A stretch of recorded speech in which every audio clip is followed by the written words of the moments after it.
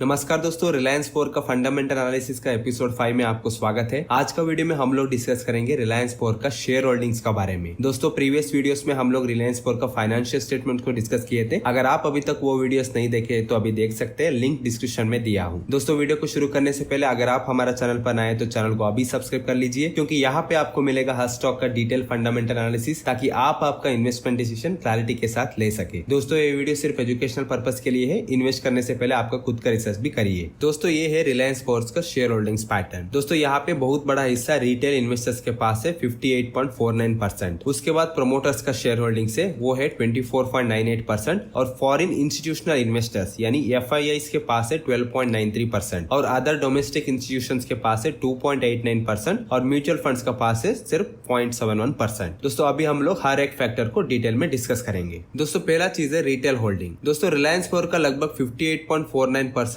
यानी 60% के आसपास का शेयर रिटेल इन्वेस्टर्स के पास है। दोस्तों, रिटेल इन्वेस्टर्स मतलब common individual investors, majorly salaried लोग होते हैं। दोस्तों, यहाँ पे रिटेल होल्डिंग लगभग 60% होना स्ट्राइट रेड फ्लैग है। रीजन ये है कि अगर कोई स्टॉक में रिटेल होल्डिंग ज्यादा रहता है, उस स्टॉक में पैनिक सेलिंग भी ज्यादा होता है और स्टॉक का वैल्यू में वोलेटिलिटी रहता है। मतलब दोस्तों, अगर आज रिलायंस 4 के बारे में कुछ नेगेटिव न्यूज आया तो रिटेल इन्वेस्टर्स तुरंत पैनिक सेलिंग में चले जाते हैं और स्टॉक का वैल्यू में लोअर सर्किट लग जाता है और कभी कभी हफ्ता भर लोअर सर्किट लग जाता है और स्टॉक का वैल्यू गिर जाता है। और बाद में जब ये साबित होता है कि वो न्यूज गलत है तो स्टॉक में रिकवरी जितना आना था उतना नहीं होता है। मतलब अगर स्टॉक का वैल्यू 50 रुपए से गिर के 40 रुपए पहुंच गया तो रिकवरी का टाइम में वो 50 तक नहीं पहुंचता है, क्योंकि दोस्तों रिटेल इन्वेस्टर्स के पास पैसा हमेशा नहीं रहता है। मतलब पैनिक सेलिंग करने के बाद लोग दूसरे स्टॉक में इन्वेस्ट कर लेते हैं और जब इस स्टॉक में रिकवरी होता है उस टाइम में उतना पैसा रिटर्न में नहीं आता है, इसलिए स्टॉक का वैल्यू जिस वैल्यू से गिरा था उस वैल्यू तक नहीं पहुंचता है। तो दोस्तों, रिलायंस 4 का केस में 60% के आसपास का रिटेल होल्डिंग एक नेगेटिव सिग्नल है। और दोस्तों, यहाँ पे रिटेल होल्डिंग हाई रहने का वजह से कंपनी का स्टॉक का मूवमेंट कंपनी का फंडामेंटल से ज्यादा शॉर्ट टर्म न्यूज पे डिपेंड करता है। अगर कंपनी फंडामेंटली स्ट्रांग बनने के लिए ट्राई कर रहा है लेकिन कोई शॉर्ट टर्म नेगेटिव न्यूज आ गया तो स्टॉक का वैल्यू गिर जाते हैं, भले कंपनी फंडामेंटली स्ट्रांग हो रहा है। तो दोस्तों, ये एक रेड फ्लैग है। नेक्स्ट वन है प्रमोटर होल्डिंग्स। दोस्तों, रिलायंस 4 का केस में प्रमोटर का होल्डिंग लगभग 25% के आसपास है। जनरल रूल का हिसाब से प्रमोटर का होल्डिंग लगभग 50% या उसके ऊपर होना चाहिए, तभी जाके प्रमोटर्स के पास कंट्रोल होता है। फॉर एग्जाम्पल दोस्तों, अगर कोई कंपनी में प्रमोटर का होल्डिंग 60% है और इंस्टीट्यूशनल इन्वेस्टर्स 20% है और रिटेल इन्वेस्टर्स के पास 20% है, और अभी मान लेते हैं कि कोई शॉर्ट टर्म न्यूज आ गया जो कंपनी के लिए नेगेटिव न्यूज है, तो उस टाइम में तो प्रमोटर ने अपना शेयर्स को सेल नहीं करेगा और इंस्टीट्यूशनल इन्वेस्टर्स कंपनी का फंडामेंटल्स को फोकस करके इन्वेस्ट किए होते हैं, तो वो लोग तो शॉर्ट टर्म न्यूज से डर के अपना स्टॉक को सेल नहीं करेगा। और बचा है 20% रिटेल इन्वेस्टर्स। इन लोगों में 50% यानी टोटल परसेंटेज में 10% लोग अगर अपना स्टॉक्स को सेल करेंगे तो स्टॉक में लोअर सर्किट लगने का चांसेस कम रहता है, क्योंकि उस टाइम में अदर इंस्टीट्यूशनल इन्वेस्टर्स या प्रोमोटर्स बायबैक करके स्टॉक का वैल्यू को स्टेबल कर देते हैं। इसलिए दोस्तों, TCS और JSW इंफ्रा जिसमें प्रोमोटर का होल्डिंग लगभग 60% के आसपास है, उन स्टॉक में स्टॉक का प्राइस का वैल्यू ऑलमोस्ट स्टेबल रहता है और वोलेटिलिटी बहुत कम रहता है। लेकिन यहाँ पे दोस्तों रिलायंस 4 के पास प्रोमोटर होल्डिंग 25% है और रिटेल होल्डिंग 60% है, इसीलिए स्टॉक का वैल्यू में हमको हमेशा वोलेटिलिटी देखने के लिए मिलता है। दोस्तों, कोई भी कंपनी में प्रोमोटर होल्डिंग ज्यादा होना एक पॉजिटिव फैक्टर बन जाता है, क्योंकि ये शो करता है कि प्रोमोटर को अपने कंपनी के ऊपर कॉन्फिडेंस है। अगर प्रोमोटर होल्डिंग कम है, इसका मतलब प्रोमोटर को अपने कंपनी के ऊपर उतना कॉन्फिडेंस नहीं है। लेकिन रिलायंस 4 का केस में दोस्तों, कंपनी के पास बहुत सारा डेट था और डेट को चुकाने के लिए प्रमोटर्स अपना शेयर्स को डाइल्यूट कर रहे थे, इसलिए ये वाली लगभग 25% के आसपास है। दोस्तों, नेक्स्ट वन है FII होल्डिंग यानी फॉरेन इंस्टीट्यूशनल इन्वेस्टर्स होल्डिंग। ये है लगभग 12.93 यानी 13% के आसपास है। दोस्तों, फॉरेन इन्वेस्टर्स का ट्रस्ट किसी भी कंपनी के लिए पॉजिटिव माना जाता है, क्योंकि वो यूजुअली डिटेल रिसर्च करने के बाद ही इन्वेस्ट करते हैं। लेकिन दोस्तों, FIIs के साथ एक रिस्क भी आता है। अगर आप फाइनेंशियल 25 के ऊपर फोकस करेंगे तो इंडियन स्टॉक मार्केट में लगभग एक तरह से क्रैश या कंसोलिडेशन आया था। रीजन है कि दोस्तों 2020 से लेकर 2025 तक Indian share market foreign investors को लगभग 25% के आसपास का रिटर्न दे रहा था और यूएस मार्केट 10% के आसपास दे रहा था। तो फॉरेन इन्वेस्टर्स इंडियन स्टॉक्स में ज्यादा इंटरेस्टेड थे, क्योंकि उनको इंडियन स्टॉक्स ज्यादा रिटर्न्स दे रहे थे। लेकिन 2025 के आसपास बहुत सारे स्टॉक्स में कंसोलिडेशन शुरू हुआ था और फॉरेन इन्वेस्टर्स को लगभग 15% आसपास का रिटर्न मिलता था। फिर भी ये यूएस का 10% रिटर्न से ज्यादा था। लेकिन दोस्तों, जब यूएस तारीफ और मिडिल ईस्ट वार जैसे ग्लोबल इश्यू शुरू हो गया, रूपी का वैल्यू डिप्रिशिएशन शुरू हो गया था। रूपी ऑलमोस्ट 7% डिप्रिशिएट हुआ था डॉलर के सामने। अभी फॉरेन इन्वेस्टर्स को इंडियन स्टॉक मार्केट से 15% रिटर्न मिला, लेकिन रूपी तो डॉलर के सामने 7% डिप्रिशिएट हुआ, तो उनको इफेक्टिवली मिला 15-7 यानी 8% का रिटर्न। वो यूएस का 10% का रिटर्न से कम था। तो फॉरेन इन्वेस्टर्स इंडियन मार्केट से प्रॉफिट बुकिंग करके एग्जिट करना शुरू किए। इसीलिए बहुत सारा स्टॉक्स में जिसमें FII होल्डिंग ज्यादा था,